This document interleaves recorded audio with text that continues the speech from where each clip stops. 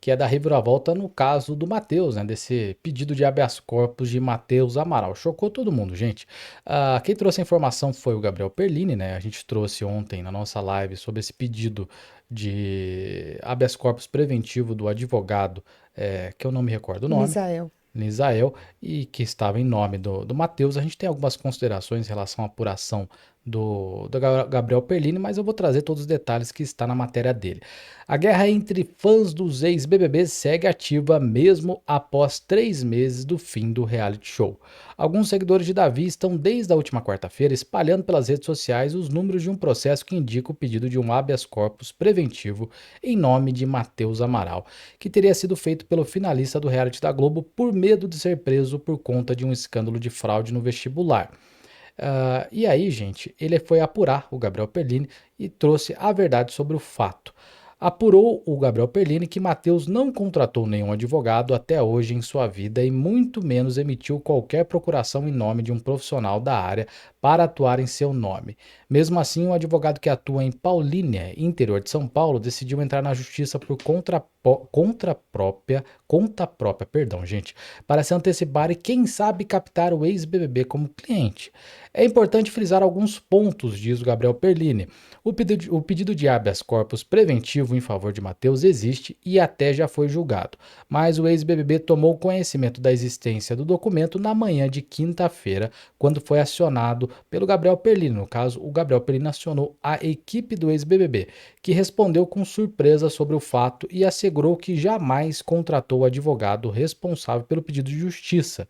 E o Gabriel Perlini teve acesso aos documentos, como a gente também já trouxe, e ele também relembrou que foi um dos primeiros a trazer o ativista Antônio Zupério, que havia protocolado uma queixa contra o Matheus no Ministério Público, e também a reportagem indicava que a denúncia pedia a prisão do ex-BBB, relembrando toda a história daquela situação do Antônio Zupério, né, Ju?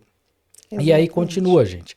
O advogado Misael Isidoro Belo, que é o autor do processo, que ele intitulou como, abre aspas, ação autônoma de habeas corpus com pedido de liminar, fecha aspas, no qual ele brevemente relata que Mateus era menor de idade quando o suposto crime de falsidade ideológica foi praticado e diz também que o ex-BBB jamais poderia ser preso pelo fato de ter ultrapassado mais de 10 anos após o fato e que por isso por si só já bastaria como argumento para a prescrição da aplicação de qualquer pena pelo Estado. Nos pedidos à Justiça, o advogado incluiu 3 tópicos que a gente trouxe ontem, que foi a liminar, concessão de liminar para que seja expedido no salvo-conduto, no mérito, a concessão definitiva da ordem de habeas corpus preventivo e a intimação do Ministério Público Federal para prestar informações que julgar pertinentes. O problema, gente, é que para pedir um habeas corpus preventivo é necessário primeiramente a existência de um processo, qual a gente também trouxe na live de ontem que não existia esse processo, pois foi esse o despacho do juiz, né? E o advogado, que foi procurado pelo Gabriel Perlini, disse o seguinte, emitiu uma nota que a gente vai ler para vocês. Abre aspas. Sobre o pedido de habeas corpus do Matheus Amaral, fomos procurados por uma pessoa terceira que não tem relação familiar ou de amizade, nos informando que Matheus havia sido denunciado pelo Ministério Público, o qual teria pedido sua prisão. Lembrando que qualquer pessoa pode requerer habeas corpus para qualquer pessoa, sem necessidade de procuração. Ao analisar a situação, verificamos que não havia, ao menos até aquele momento, atitude alguma do Ministério Público contra Matheus Amaral. Tudo que havia era uma denúncia apresentada pelo ativista Antônio Zupério. Não havendo, ao menos no momento, nenhum ato tomado pelo Ministério Público frente à decisão por limitações do sistema de peticionamento eletrônico do tribunal, entre parênteses, que exige a numeração de origem, sendo que, por lei, um pedido de habeas corpus tem, no mínimo, um mínimo de requisitos formais ao ponto de já ter ocorrido situações de habeas corpus redigido em papel higiênico ao STJ, para dar um exemplo, não houve alternativa a não ser o cadastro informado em outra categoria, que daí ele utilizou Aquela lá que a gente disse que não Isso, tinha nada a vinculou ver. a um processo que não tinha nada a ver. Portanto, Hum. a falha estava no sistema de peticionamento eletrônico que impede o cadastramento de pedido de habeas corpus em situações como essa, e, segundo nosso entendimento, ainda que o cadastro tenha ocorrido em outra categoria, seria dever dos servidores públicos responsáveis dar o devido encaminhamento de forma a suprir as limitações do sistema de peticionamento eletrônico. Entretanto, havendo necessidade, o pedido de habeas corpus poderá ser novamente apresentado, ainda que por peticionamento físico, caso o sistema continue sendo um impasse para apreciação do caso. Então tá aí, falou e não falou nada o advogado. Como assim? Ele falou que foi procurado por uma terceira pessoa, que não tinha relação nenhuma, que ele verificou que também não tinha processo nenhum e ainda assim o fez. Bom, aí fica a critério aí da ordem dos advogados, tribunal de ética e por aí vai, de saber, né, sobre essa conduta. Segundo, né, é assim, se não tinha nenhum risco, não precisava fazer esse pedido. Aí fica o questionamento sobre os interesses da pessoa em fazer o pedido. Ju, tem um questionamento que a gente estava trocando antes da live, né?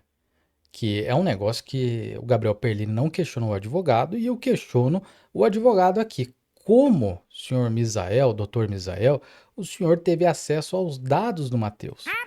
É, ele colocou ali os dados do Matheus, a gente não teve acesso ali à petição, só o que está público, né, do despacho do juiz, mas aí ele fez o pedido ali por conta, Então, mas em para favor fazer do o pedido Matheus. por conta, você precisa saber os dados da Então, mas pessoa, né? você viu ele que na nota ele disse que verificou e não tinha nenhum processo? Então não existia nenhum risco da prisão do Matheus que, né, como que eu posso te dizer? Que justificasse esse pedido. Você Então, não tem um processo em andamento, um risco de uma prisão, uma investigação em andamento que justifique ali uma possível, assim, a gente está falando assim de uma coisa que está por acontecer. Quando a pessoa pede um habeas corpus preventivo, ela está sendo investigada e está com medo de ser decretada a prisão preventiva dela. Então ela está com risco. E é por isso que se pede. Mas se não tinha risco nenhum, qual o fundamento disso? sim. E aí, relembrando, gente, para quem não assistiu na live de ontem, eles vincularam esse pedido, e por isso que foi negada essa petição inicial, vincularam um processo de uma outra pessoa, de uma mulher, que estava pedindo ali fornecimento de medicamentos, né? Tipo, não tinha nada a ver. Então, eles disse que por um erro do sistema ali de protocolo, teve que vincular processo qualquer. Ah, desculpa, senhor.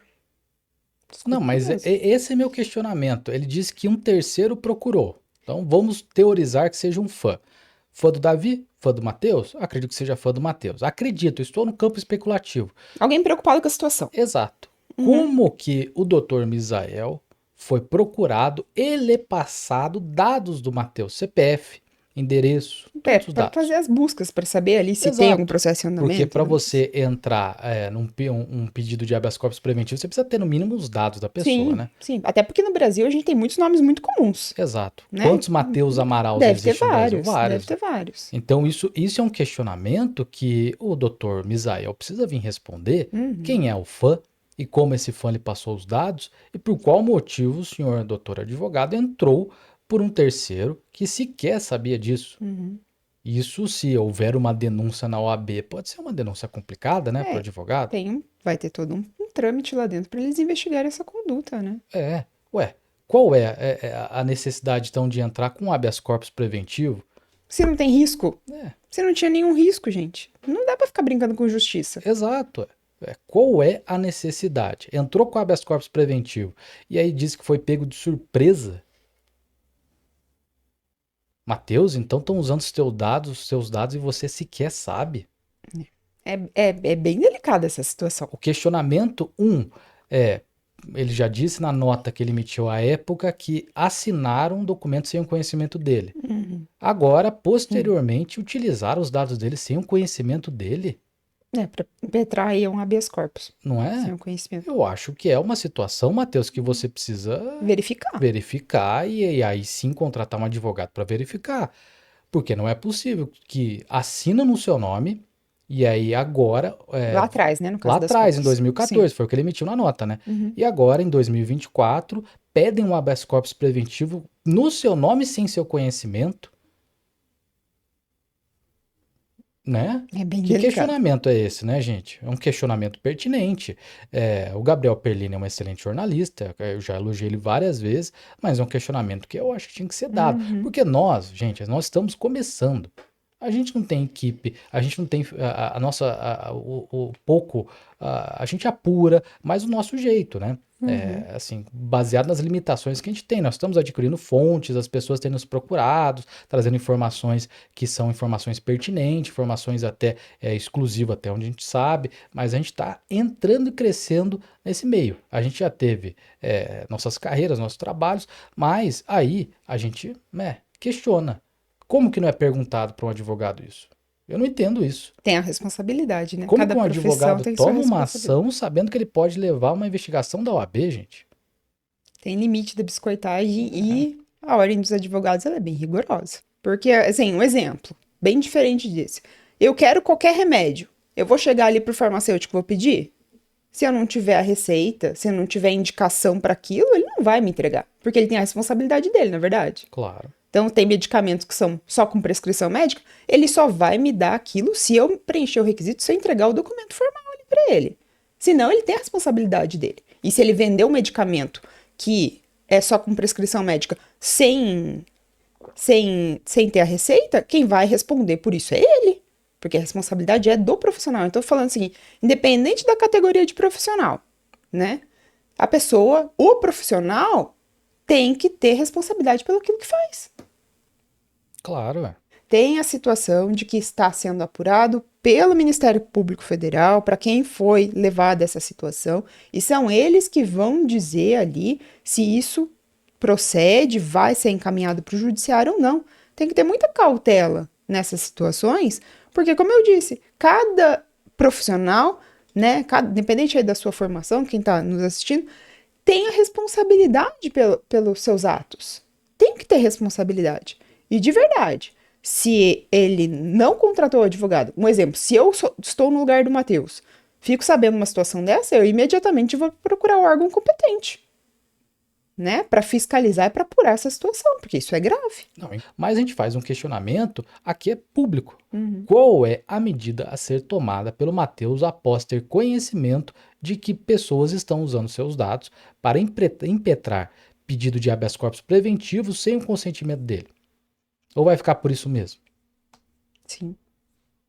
Fica só o Não, questionamento. eu queria, porque eu cheguei a mandar, a gente chegou a mandar algumas mensagens e tudo mais, perguntar, eu queria ter Resposta. essa linha direta, porque eu perguntaria. E, né, e ainda tô torcendo muito pra gente crescer e, quiçá, um dia chegar num patamar que a gente consiga falar diretamente com essas pessoas envolvidas no caso e fazer perguntas pertinentes, gente. Você sabe se uma vez, Ju, clonaram a minha CNH e eu sofri uma dor de cabeça imensa. Não sei como conseguiram clonar. E aí eu tive que entrar numa ação contra o Detran para ter paz. Então o Matheus, ele deixa claro que estão usando os dados dele e parece que não tá nem aí. Desculpa, gente, é a minha palavra, né? Parece que não tá nem aí. Qualquer um que tem uma violação ali tem que correr atrás, né? De Claro. apurar, no mínimo.